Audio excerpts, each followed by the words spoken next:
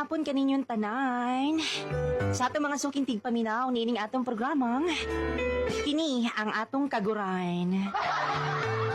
Ano na po kita na doon nagpasdalag sulat no ata na siyang basahon. Maingod to kanimo diha madi, magpatambag lang unta ko. Ani manggod ni na ako'y ka-live-in partner. 23 na akong age, unya siya 26. Girl ko ha, 5'4" ang akong height. Sexy ko, dako kog lubot. Og dako sad kog tutoy, sana all. Ang akong problema lang gyud kay about sa akong partner. Medyo gamay manggod siyag bunal. Mandy, unsa man ni Mandy?